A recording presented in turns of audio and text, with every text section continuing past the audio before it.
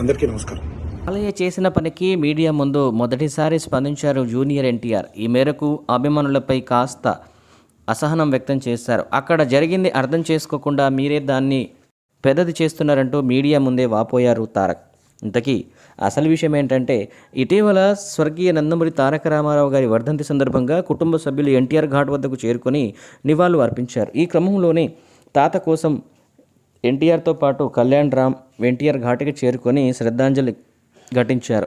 ఆ తర్వాత నందమూరి బాలకృష్ణ అక్కడికి చేరుకొని తన తండ్రికి నివాళులు అర్పించారు.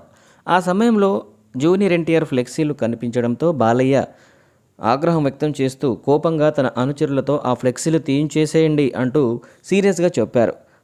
దాంతో అనుచరులు ఎన్టీఆర్కు సంబంధించిన అన్ని ఫ్లెక్సీలను అక్కడి నుంచి తీయించేశారు. దాంతో తారక్ ఫ్యాన్స్ ఇది చూసి ఎలాగైనా వాటిని మళ్ళీ అదే చోట పెట్టించాలని డిమాండ్ చేశారు. దీంతో అక్కడ ఉద్రిక్త వాతావరణం నెలకొన్న నేపథ్యంలో పోలీసులు అక్కడికి చేరుకొని ఆ గొడవను సర్దుమణిగే ప్రయత్నం చేశారు. కానీ ఆ గొడవ సర్దుమణగలేదు. సోషల్ మీడియాలో పెద్దదిగా మారిపోయింది.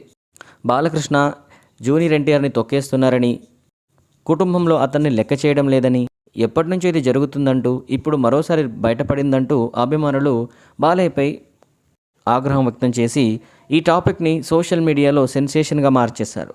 దీంతో ఇది కాస్త ఇప్పుడు నందమూరి కుటుంబంలో పెద్ద వివాదంగా మారిపోయింది. ఎట్టకేలకు జూనియర్ ఎన్టీఆర్ మీడియా ముందుకు వచ్చి రెస్పాండ్ అయ్యారు. ఈ మేరకు అభిమానులపైనే కోపాన్ని వెల్లుబరిచారు. దయచేసి అభిమానులు ఒక విషయం అర్థం చేసుకోవాలి. బాబాయ్ ఏం చేసినా అది కరెక్టే. నాకు బాబాయ్కి మధ్య ఎలాంటి విభేదాలు లేవు.